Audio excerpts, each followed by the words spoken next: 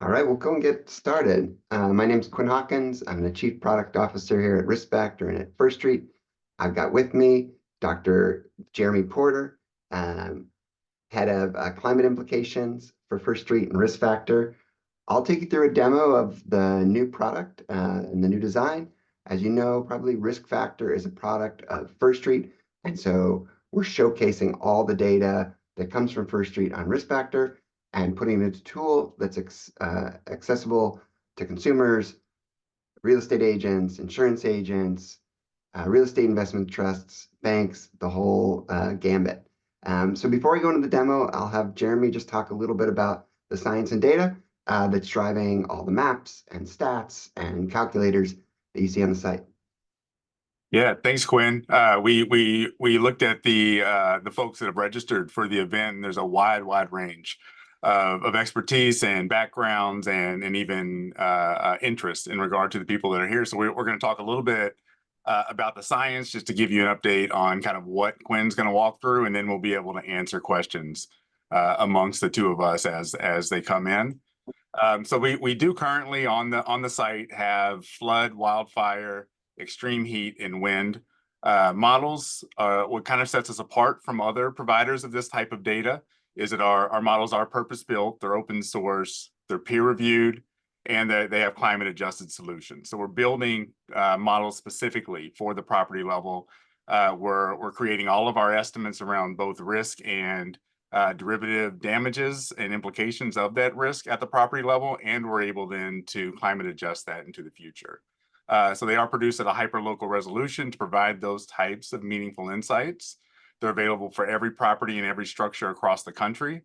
And as Quinn will walk through, we have a lot of different ways of making this information tangible and accessible to individuals at the property level, so you understand not only what the risk is, but what does that risk mean for your property. Quinn, so we'll look for questions as they come in, but I'll pass it back to you. Absolutely. And we had over 1,000 people register for this webinar, so we'll do our best to answer all the questions. Please ask questions as you come along. We've got a couple folks moderating those. If it's easy, we can just write back. And if it's more complicated, they'll flag it. And Jeremy and I will answer those after we go through the demo. All right, so I'm going to share my screen and bring up the product right in here. All right, Jeremy, you're able to see that? Yes, I could see it. Great. All right, so I'm going to start with a residential property here. As Jeremy mentioned, we cover both residential and commercial, over 140 million properties across the country, and our reports are on the property level. And so I've got a home here in Connecticut. Looks like a lovely home, kind of near the water. And you search for an address on Risk Factor, it will bring up this page. And so for this one, you can see right across the top, we've got our scores. So a flood factor of 9 of 10, high, low fire factor, low fire risk, pretty significant wind factor risk, and some heat factor risk. And so we'll walk through those as we go through. Something we just added last week was key insights for the property. So we crunch a bunch of numbers on the background to find out what's most relevant, what's most important to know about that. And that can be great because you could glance at a property and you want to really quickly understand what are the major risks, what are the major impact, and we pull this up across all of our perils. And so you can see here, flooding can cause significant damage to this property. Extreme winds, so tropical storms, hurricanes, also can cause significant damage over the next 30 years. And then this property has a history of flooding. And that will change based on the characteristics of the property and what we see for it. Up first, we have flood factor. So that shows the risk of exposure, so flooding reaching the property over the next 30 years, and that shows cumulative risk over that time. That's a really helpful thing, especially if you are an insurance agent or real estate agent. You may talk to someone about 1 in 100-year flood, and they feel like, okay, that's just once in 100 years. I'm not going to live here for 100 years. But as you live there and you occupy the property for longer, there's a cumulative risk. And so that 1 in 100 adds up over those 30 years, and this helps visualize that. So we can see, in the first year, there's only 8% chance of flooding risking the building. But as that risk adds and as the climate changes and for this property risk increases, That increases to a 99% chance over the next 30 years. That's based on 1 inch of water just reaching the building. That's how we calculate our exposure. If I want to see what it looks like for a foot of water to reach that, I can see that still up in the 97. If I go down to 2%, now it drops down to 56. So we have those likelihoods based on depth, and that's right there, and you can adjust it. The next thing people often want to know is, have there been floods near this property or at this property? And this particular one, we think there were 3 major floods. We recreate these using data from USGS, where they go in and they take the high water marks and understand where those flood reached. And so based on that recreation, we believe Hurricane Sandy brought 2.4 feet of water to this particular property. You can see other ones there, and we can click in and view it on a map. So it'll zoom out, it'll show all the properties and areas where Hurricane Sandy produced flooding, and we can zoom in and we can see how it affected this property and the neighborhoods around it. We have over 100 different major historical floods represented. So here you can see Hurricane Irene affected a lot of the areas around there, but not this particular property. Looks like it got close, but we don't think it got right there. If I jump back to the report review, as you can see here, I can page through all the different perils that we have right across the top. But for now, I'll stay on flood. So we're walking through there. So I talked about flood. We talked about that particular one. Then we jumped into maps. So that's what's next. And we have flood maps. As Jeremy talked about, these are really high resolution. So we are taking into account elevation of the property. It's both sea level rise, but also fluvial and pluvial flooding based on our own models. So if I jump in here, I can see for different likelihood of events, in a rare event, so 1 in 500 event, how much water would reach there. I could switch it over to a 1 in 100 event, and you can see that went from 5.2 feet to 2.5 feet, which would make sense, a more likely event, lower depth of flooding. Then I can also jump out and say, okay, well, what about in 30 years? How will climate change that? And you can see that that went from 5.2 feet in a 1 in 500 event this year to 7.4 feet in 30 years. And Jeremy could talk more about it. If you have questions about that, you can ask about it. But basics of, as the oceans get warmer, hurricanes coming further up the East Coast with more intensity and increasing the rate of flooding here through storm surges. All right, I'll jump back to the report view here. All these are collapsible too, as you want to present different sections. And then one of the really great things that we've done is we've taken that exposure data, so is water going to reach the property, and translate it into what many people really care about, which is what's it going to cost me? How is it going to damage the property? And so for this, we've partnered with Arup, a global engineering firm, who have been great partners for us. And what they do is take the actual data about the building, run it through all of their models, and then come back with the damage estimate. So something I haven't shown yet, but if you click this edit property details, you can edit details about the building. So you can change the square footage, the number of stories, the type of material, and all of that will get run through the damage calculations and update the damage numbers. And so it's both property specific in terms of where it's located, but it's also specific about the building material. So it's not some zip code or average. Another thing we can do is we can, if let's say I don't think I'm going to own this property for 30 years, I only think I'll own it for 15 years, that'll update the likelihood there. So you could see at 30 years, maybe it's a little small. I can zoom in a little bit. 35% chance. But if I only think it'll only for 15 years, that drops down to an 18% chance. I can also expand this out and see the damage at different depths and the likelihood. So with 2 feet of water to the building, based on a first floor elevation of 1 foot, there'll be 1 foot of water inside the building. That is a 56% chance of likelihood over the next 30 years. Again, if I drop that to 15, that'll drop down to 28. And then I can see the damage that a foot of water inside this particular building would cost and how long it would likely take to repair. So you can see as more water gets in there, that damage increases.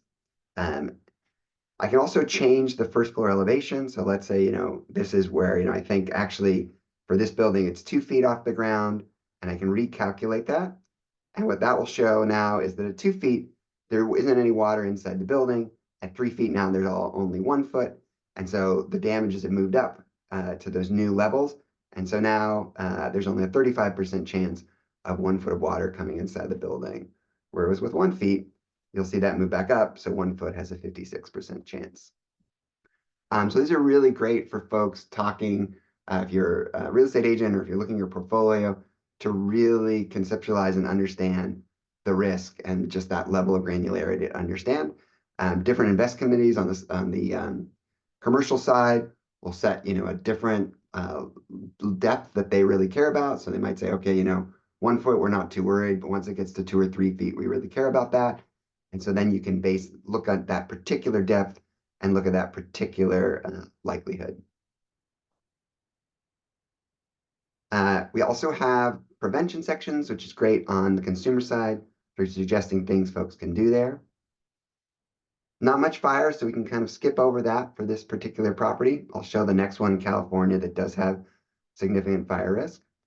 And we'll jump down to wind factor. So once you understand air factor, or flood factor, wind factor should feel pretty familiar. We tried to make our perils pretty understandable in the ways that they could be similar. So if you understand one, you can understand the next. So here, instead of depth of flooding, I can change different wind speeds. And so I can see for over 50 miles an hour over the next 30 years, it has an 80% chance. If I care more about 100, that drops down to a 4.1% chance. And so really high likelihood, right? A 50, but if I'm more concerned with 100, then I can see how that likelihood changes. A lot of history of wind events here. We can jump in, we can see any of these hurricane tracks.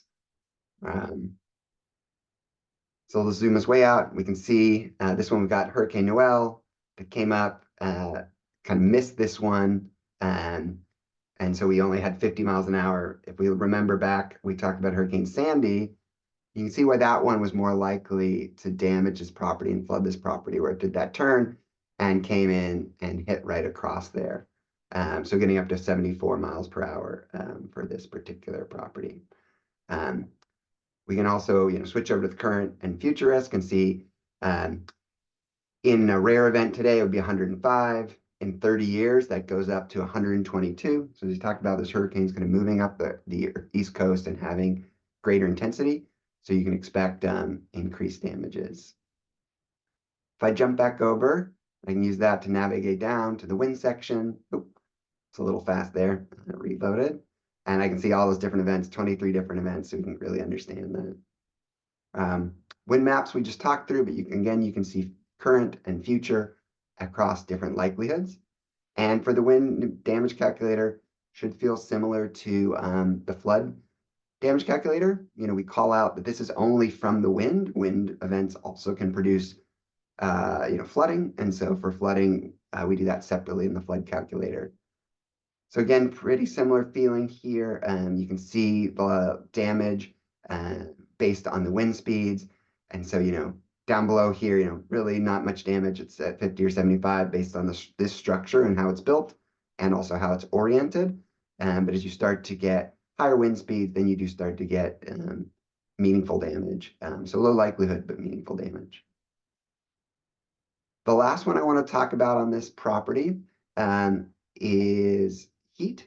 So heat's a little different than the other perils in that it doesn't do damage, but it obviously affects quality of life. It affects costs of cooling the property, and also can have some health impacts. And so what we show here is how the hot days will change over the next 30 years.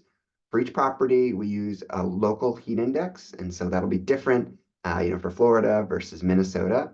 And we do take into account, the question we get a lot is humidity. And so yes, our hot days do take into account humidity. And so it's that heat index number is both a combination of the heat, but also the humidity as that impacts it more.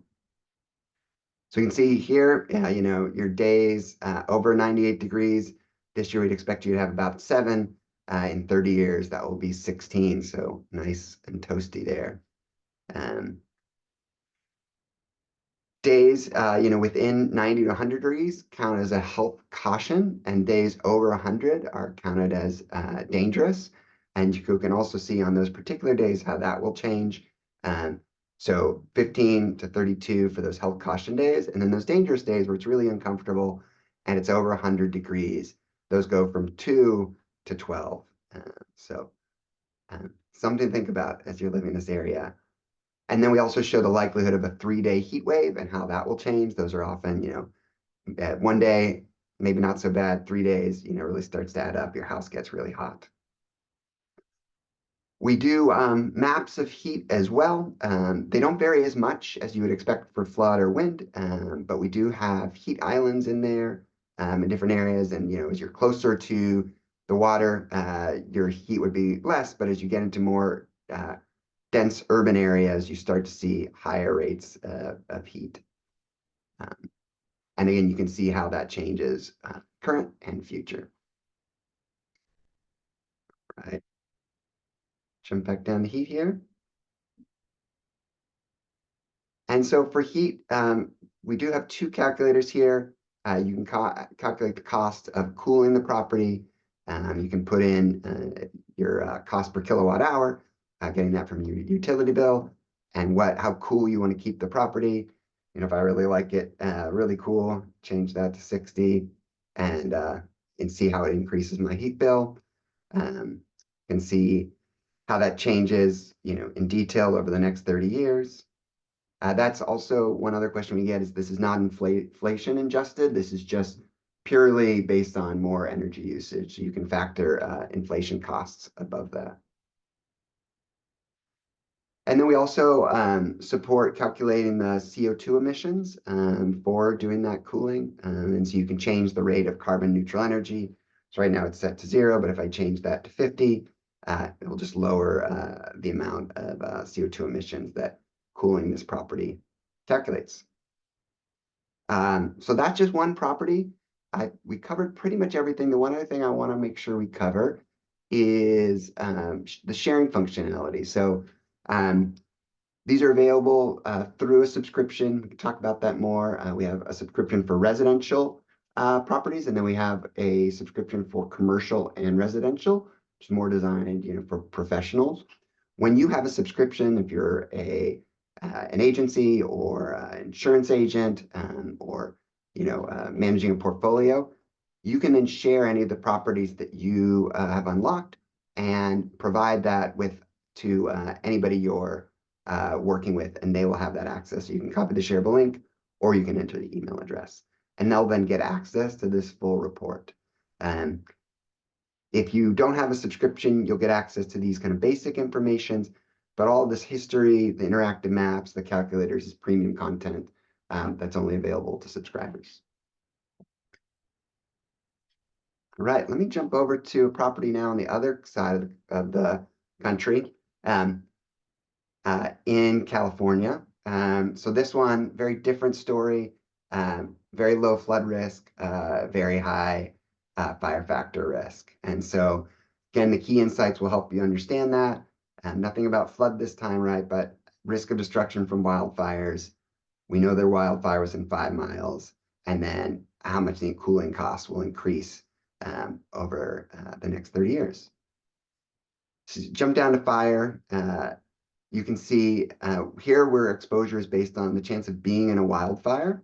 And so again, this is one of those important things for both the cumulative impact, but also the change with climate. And so this particular property, this year it's only 4% chance, but over the next 30 years, that increases to 81%. And that probably comes to no surprise, given all the events around it.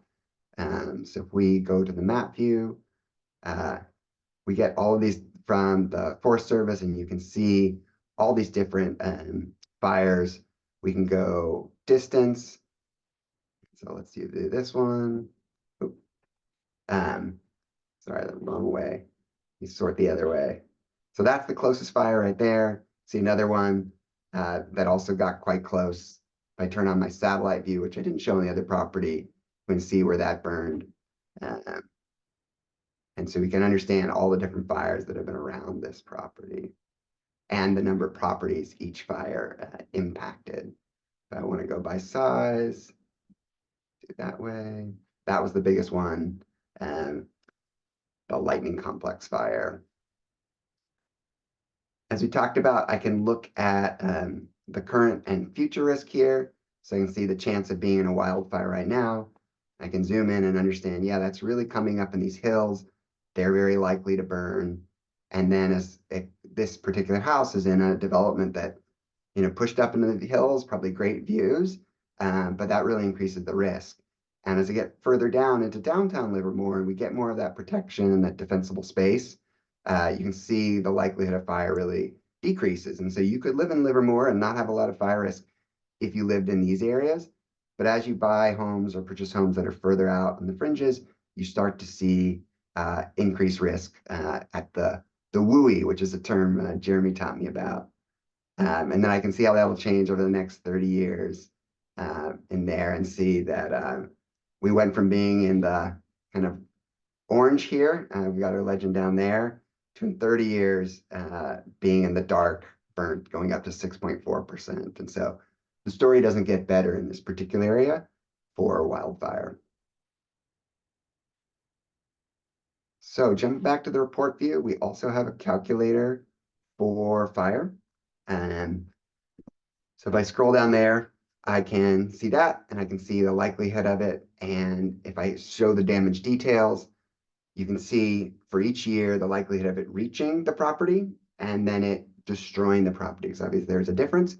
And then again, working with Eric, we have an estimated cost of rebuild for this particular property. And again, I could go in and edit this and say, oh, I've got different materials or different cost of square feet to update that. And then I can also update things like adding defensible space, fireproofing updates, and changing the roof material. For this property, if your property is out kind of by itself, defensible space will make a really big difference. For this particular one that's inside kind of community, it won't make as much of a difference adding that defensible space. So I think if I add that in there and calculate it, we get a little bit of savings on there, but not much, just given where it is and the surrounding area. So one other thing I should show that I realized I didn't was in flooding on this other property, I totally skipped over our community risk, which is a really great feature. So at the community risk, you can see not only the risk of risk of flooding or fire to the property, but also to the community. And then you can pick different structures. You can say, hey, we're really interested in infrastructure. And then it will highlight the infrastructure. And I even have checkboxes down here so I can pick particular ones. So as I zoom in on the property, let's see, if I click on this guy, this is a fire station. It has extreme risk of flood. So when a flood happens to my property, unfortunately, it's likely the local fire station will flood as well. Another fire station with severe risk. And so I can understand all of those. And if we want to, going back to that one, I can jump over to that property and then see the flood risk of that. So you can see beautiful looking fire station. Unfortunately, significant flood risk there. And we can kind of see why if we go over the map. Looks like not coastal, but near a river and in a low area there. So we turn that satellite on. Can zoom in a little bit and see that, okay, we're kind of down in this lower area and we're expecting flooding, significant flooding for this station. All right, so we went through wildfire in this. Again, we've got also damage prevention. So if you're on the residential side, you can talk with your customers about impacts they can make to reduce their risk.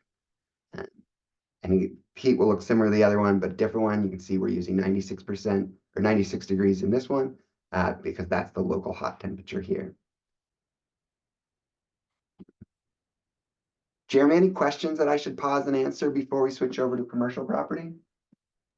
I think that you're probably getting there as you're moving into commercial property, but there are some questions that are coming up around who's using this data? Do we see increased adoption by certain groups and certain segments? And how are how are people using this data within those groups? Yeah, that's a great question. So, risk factors we talked about, and First Street spans a really broad customer segment. So, on the consumer side, we are on Realtor, we are on Redfin, and we are on Homes.com, and so we've made our data available to millions of home buyers and homeowners through those sites and also through Risk Factor. And so we see a lot of interest and demand there because these are folks that are, are aware of climate and are trying to buy a home that's going to be a good investment not only this year, but over the next 30 years. And so we see that for that, and we built these kind of residential experience really for them and their advisors. And so those folks are looking to their insurance agent to help them understand what coverage they need, to help them explain why their premiums might be increasing, because that's becoming a significant cost. I think really interesting last year that many more people are thinking about, but will I be able to get home insurance, and what will that home insurance cost me? And so really understanding that total cost of ownership really being important there. And so that's their insurance agent and the real estate agent, kind of their two trusted advisors in that home buying experience. Say also on the consumer side, we see like local advocacy groups who are working on fire prevention or flood protection or advocating for more protection and are using this data to understand, what their community and their property looks like. If we're moving up kind of to the next level in there, we've got and I should also say on the consumer side, Allstate works with us, and American Family Insurance also works with us, where they're equipping their agents with that data or providing their clients directly kind of with that data. Stepping up to the next level is where we've got our, kind of companies and real estate trusts, that are having a portfolio or have properties that they're managing. And they need to understand for their different sites, what's the risk, which ones are risky, which are not, and if I'm thinking about a new one, what should I place in there? And so those folks are on the portfolio level. That could range, anywhere from 20 to a couple thousand properties in there. And then at the high end, we're working with many branches of the federal government. They're getting our data in bulk through First Street, so we'll send them over bulk data, and they'll do that, on analysis. Fannie Mae will look at it to look at their portfolio analysis, across hundreds of thousands, millions of properties, and same with state and local governments also buying our data, for a county or a state to do the analysis and understand which communities are most at risk, what infrastructure is at risk, what steps do they need to take. Either through buyout programs or protections. And so it's really a broad range. The three ways you can kind of get the data is through the tool itself, which you don't need to be great at Excel, you don't need to have an IT person. So that's a great use case there. If you're someone who's comfortable with the data, we have bulk data available in all different forms, and we provide that. And then for technology companies, like I mentioned, Redfin, Realtor, and Allstate and others, we have an API where you can pull in our data and integrate it into your experience, which is great because we want this data to be where people are working.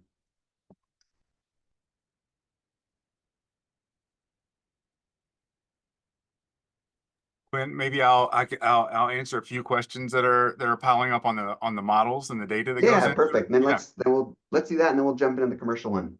Great. Yeah, there's a few things that have come up. Some of them are around the differences in our model and some of the other trusted sources of this kind of information. So there was one that popped up specifically around FEMA and flood zones and how our models are different from FEMA flood zones. So as we mentioned earlier, all of our models are purposefully built to be property specific.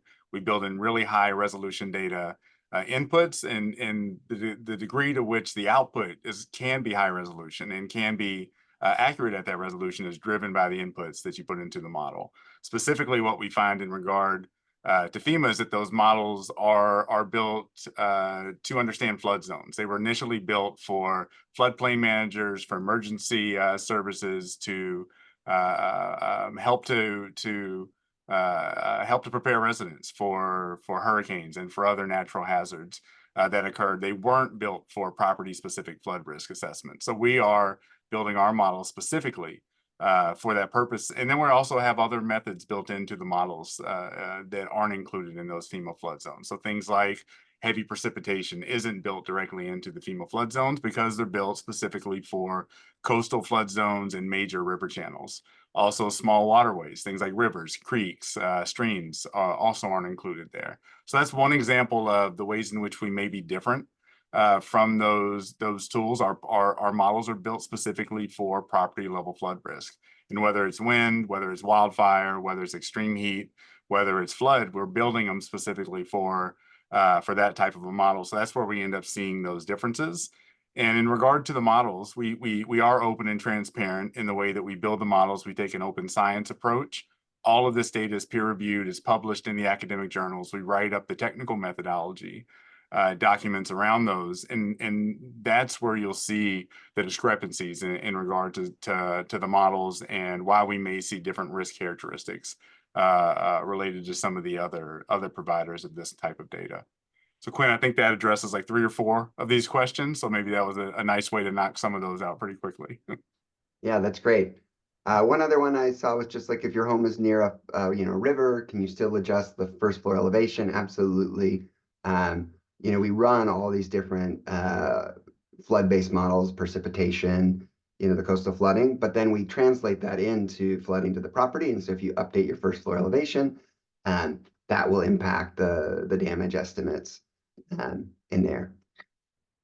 One other question I saw was how often is our kind of property data updated?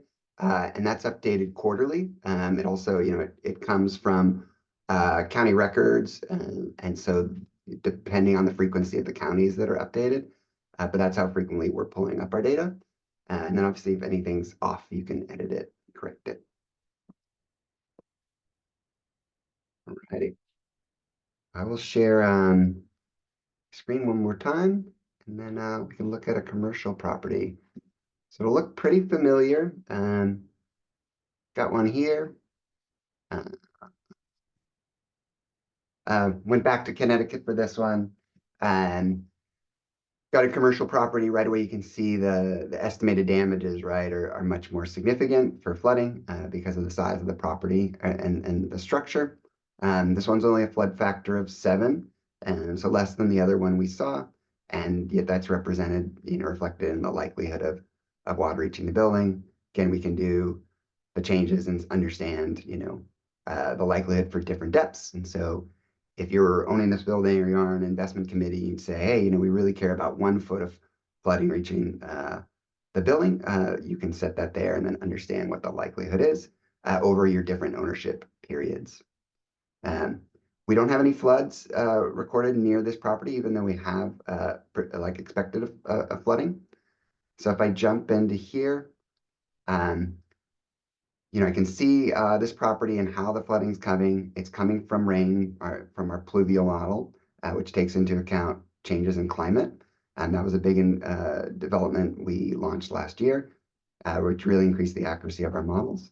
And I can zoom in further here, and you can see kind of the resolution of the flooding. And so we're predicting there's a lower point here where flooding will reach this side of the building. And then some of the deepest will be here, which I can see is right by, our loading dock. And so I could look at that and say, I know how high that loading dock is and I could update it. I might be more concerned, right? Because this is where inventory is sitting and there's a bunch of doors. If there was deeper flooding over here and the windows were up high, I might say, okay, that's less of a problem. And then I can also, understand kind of, if I zoom out, not just how is my property going to flood, but how are the roads nearby going to be affected? And also I think something that we hear a lot of is when people are investing in retail outlets, whether it be a hotel or residential block, maybe your property is fine, but how are the properties around it affected, and what will this area be like after a flood? And so I think that's where the maps really come in handy.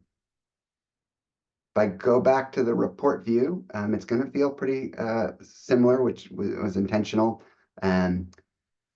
We can jump down again to the calculator, much bigger numbers here, because of the size of the structure. So even though, we think, 4 feet is kind of what we'd expect the highest flooding to be for this, with an 18% chance, that gets up to that $2 to $4 million range. Through our bulk data, we can provide that at much higher granularity, but we've simplified it for, sorry, my dogs, somebody must have delivered the mail. And so, same thing here, where I can say, okay, that if that loading dock's a little bit higher, I can calculate it and see where the damage moves up, and the max damage decreased from 4 million down to kind of the $3 million range. If I put that back, it updates there. So that's, I think, the main thing I wanted to talk about here. I think, we've got wind factor as well. That will be similar to what we saw in the other one. Lots of hurricanes and tropical storms near this one. Similar ability to map them and graph them. Great. So if I can pause here as we go through the kind of gone through the demo. I think we can switch over and be happy to answer any questions. We did get a few questions about the underlying climate data and how we make our future projections. So we at this point are primarily presenting out data along what used to be referred to as the RCP scenarios, what are now referred to as the SSP scenarios. We're focused primarily on what's oftentimes referred to as the middle of the road scenario, SSP2. Internally, we are producing high and low bounds around that along the other SSP scenario. So we do have the data internally. Quinn's got the slide up here. So if you are interested in more of the scenarios and what we show just on riskfactor.com, then you can reach out here and we can provide you with more information about the products that we do have. But what's shown on Risk Factor, although there's a tremendous amount of data there's a lot of information to interact with. There's also a lot of data that we have internally that we aren't able to put up on Risk Factor. So especially for people kind of in the enterprise space that are interested in many properties and understanding the risk around a number of properties, that type of a bulk data delivery or that type of a bulk data product may actually be more interesting. And as we project out into the future, whether it is damages, whether it's risk, whether it's actual economic consequences, we always hold everything constant except for the climate scenario. So essentially what we're showing you is if everything was held constant today and all we do is adjust the climate into the future, then this is how much we could expect damages to increase. We know inflation, the value of the dollar, where development exists is all going to change into the future. So really what we're trying to show you is just how much worse it could be given what we have today in regard to our current building development, dollar values of damages, et cetera.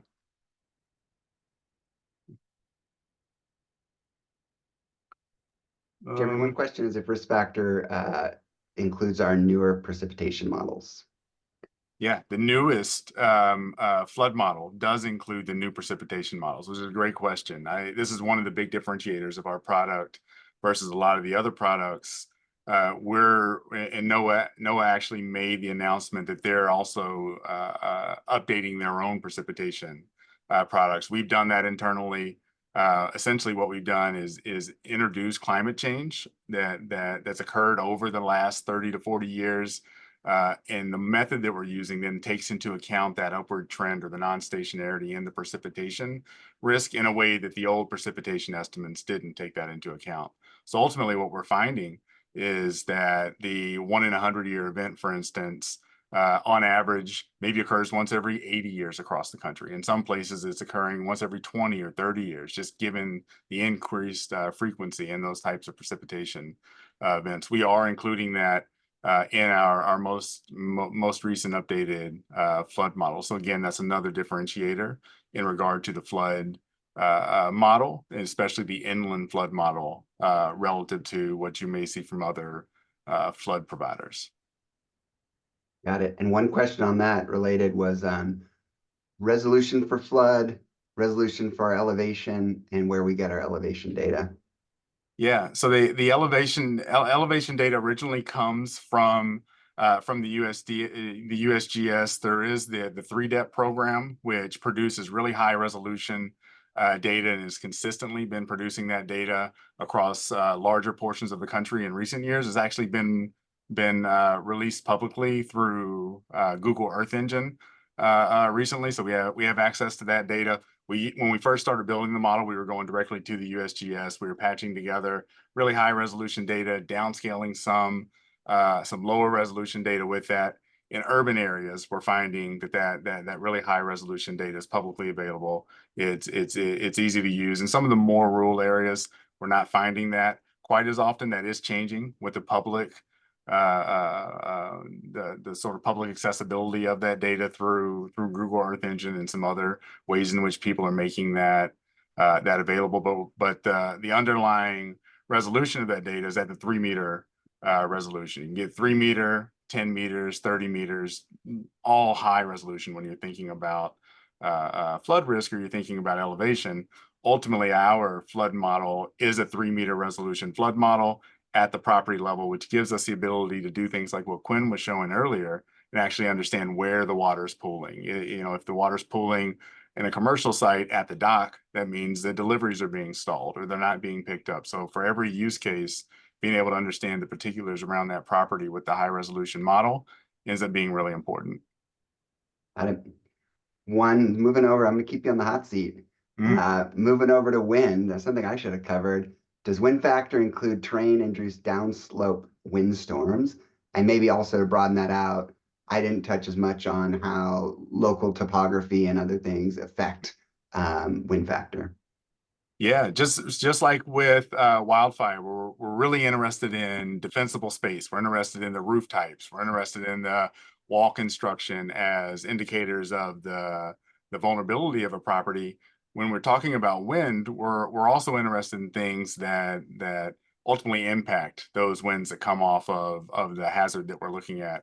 So we're specifically in our wind product focused on hurricane wind, tropical storm wind. We do include an indicator of surface roughness, which gives us the ability then to sort of mediate that wind if it comes into account or if it comes into contact with say buildings in a city, or if it comes into contact with forest or something else that may slow down those winds if a home is nested within that area. On the other hand, we include in that model kind of what's referred to as like a missile environment. In a lot of cases, if the sustained gusts on the wind are really strong, then those tree limbs become things that could damage the property. So we are including the information around the property specifically as something that can calibrate those wind speeds as it comes into contact with the property specifically, but we're also taking the context into account. How can the local environment impact and damage the property directly? I think one of the things that's really interesting around the ways in which we built our wind models, we're actually taking the orientation of the property and the way the direction in which the property is facing as an expectation around, you know, where are the doors, where are the windows, where are the other components of this property, and where are we seeing the predominant force of the wind coming from also. So all of that stuff gets taken into account in wind as a way of making the impact property specific. And on that was a great answer. On that theme, can you see wind impact for Cat 4, Cat 5 hurricanes, higher level winds than 120 miles per hour? Yeah, we do model our model all the way up to category 5 hurricane. So we essentially have maximum sustained wind gust. They do cross into the category 5 area given the way in which we present our data.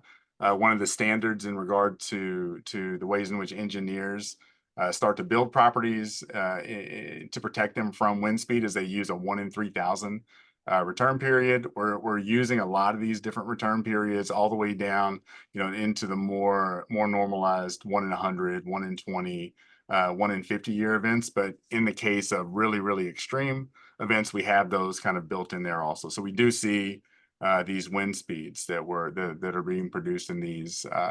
We call them rare events. They seem to show up more often than rare events, but we are seeing those in our model, and we do calculate damages attached to that.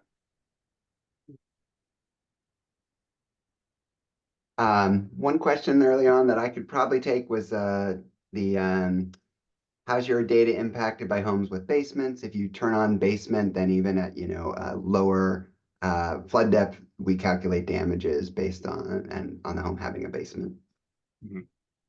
Yeah, and that goes directly to Quinn. Quinn, to your point, it goes directly into our understanding of the damage functions, and what level of water causes damages to the property.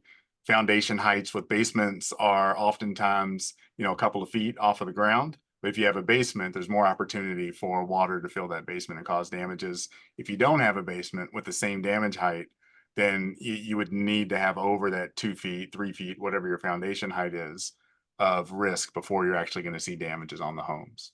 Yeah. One other question we got was about fires in California and the grasslands. One thing I didn't touch on, but was flagged on the tool was the ember zone, where there are cases where, we don't expect like flames from wildfire to reach directly to the property, but we do expect embers from those fires to reach that property, can be stirred up by strong winds.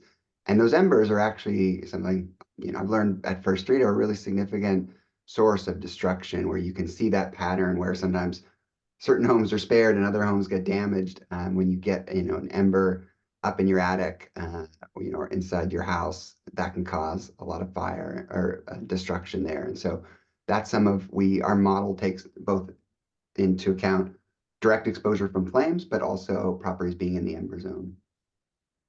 Yeah, and if our chief science officer, Dr. Ed Kearns, was on here, he would tell you most fires end up starting inside of homes. It's because the embers end up being sucked up into the vents or come into windows somehow or something like that. So having the risk on First Street or on risk factors is important to sort of capture those metrics. One question about the tool: is there a way for residential property owners to provide additional information about their property, how it can affect?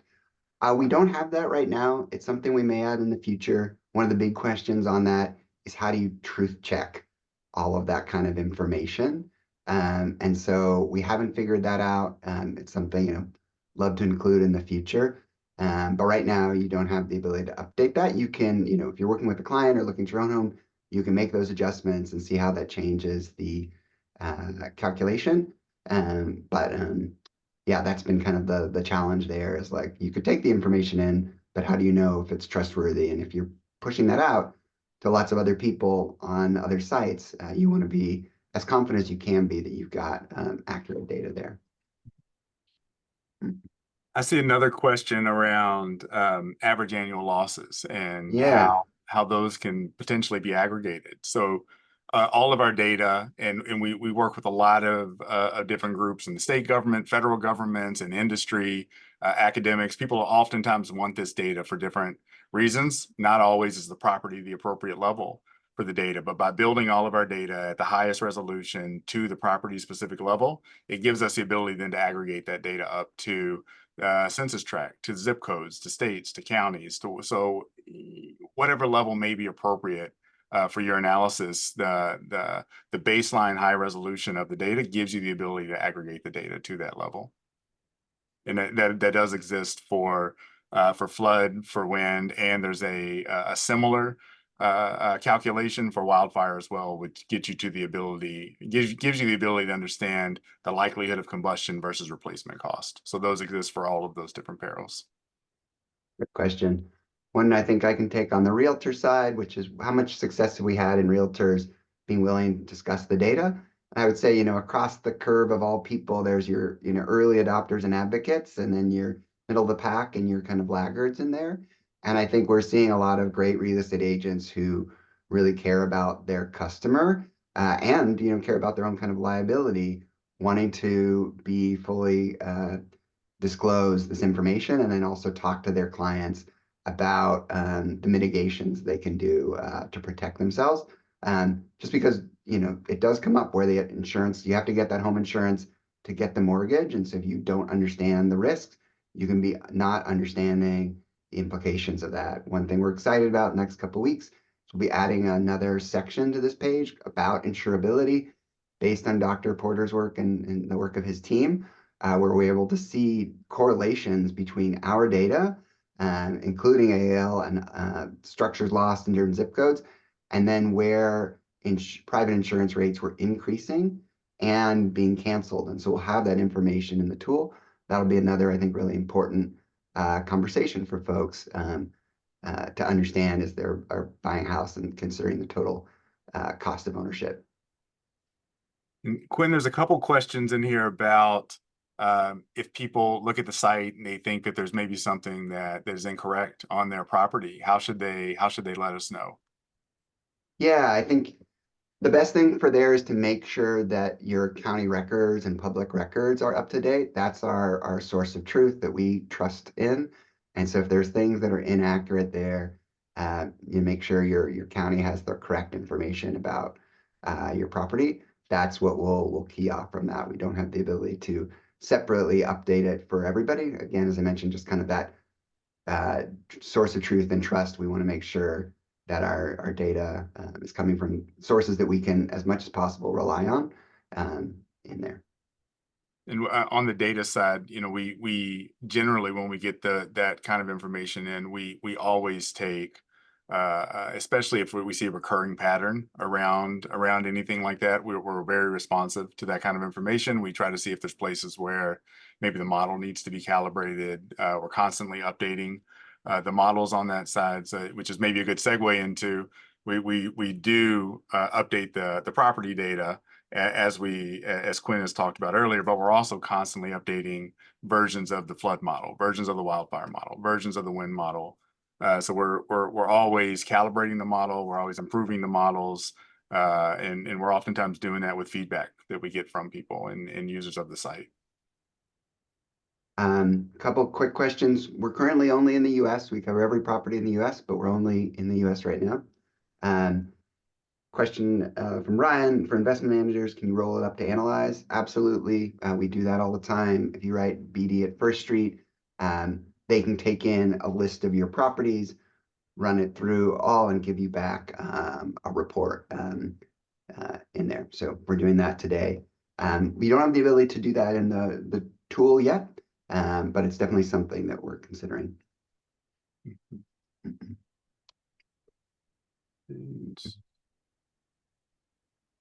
There's a question in here, Quinn, that maybe we could both answer, but there's a question about our models versus competitors' models, and what we're hearing from people that are looking at our model versus those models, and sort of comparing the outcomes of that. I don't know if you want to speak to that, and I can speak to it from the data side also. I think you should start with the data side, because I think that's to me, the part that we put in the work to just drive that accuracy and all those refinements versus trying to take a blanket approach for the whole world. And I think that's something we're really, really proud of. So you should talk about it. Yeah, and it was a really good question. We, as we mentioned earlier, we're a nonprofit organization. Our goal really when we started was to create, quantify, and communicate flood risk and really climate risk. And as we started to build this model, we started to see that because we're focused on property specific, high resolution models, we're gaining a lot of traction in a lot of different industry sectors. And as people have taken on our models as part of their own due diligence and compared it to some of the competitors that exist out in the same space, we've gotten very, very positive feedback on our model, both in terms of how it relates to past historic events, maybe their own payouts, maybe their own risk portfolios, but also what they're expecting to see in their models and the models that they trust and they've calibrated for years, how well we align with that versus maybe how other models align with that as well. So the last question that came in was interesting to me from that perspective, in that we're getting really good positive feedback around our models, both in relation to other people in our space. There's not a lot of other nonprofits that are providing this kind of physical climate risk information, but also in relation to other private organizations and companies that are doing the same work. So it's been overwhelmingly positive. I just looked at the time and I realized we were reaching the end of the hour. I talked to Jeremy earlier and I was like, I don't think, we'll take the full time, but these were lots of great questions. Thank you for everybody who attended. It is important for me to say that we did record this, and so we will share out the recording later. So if you have a colleague or some who was not able to attend that you think would benefit from this, you'll get a link to the recording. Please share it with them. If you have questions about how we can put First Street's data or risk factor to use for your organization, please reach out to bd@firststreet.org, or you can go on the site to purchase a subscription. We've done a lot on the science side, and we're still learning on the business side, and so we're always interested in getting feedback for folks on ways that they're interested in using the data. Very kind of collaborative approach in that way. That's it. I'm sorry we didn't get to answer all the questions. There was just a lot. It was great that so many people are interested in this. We're very mission driven, and so we're excited to see people taking note and caring about this kind of data for your own property, your portfolio, but also the country as a whole. Anything else you want to add, Jeremy? No, I think it's great. Thanks for leading the webinar, and we'll follow up as Quinn mentioned with the recorded version for everybody that's here, and we'll try to answer some of the outstanding questions and send those along also. Thanks, everybody.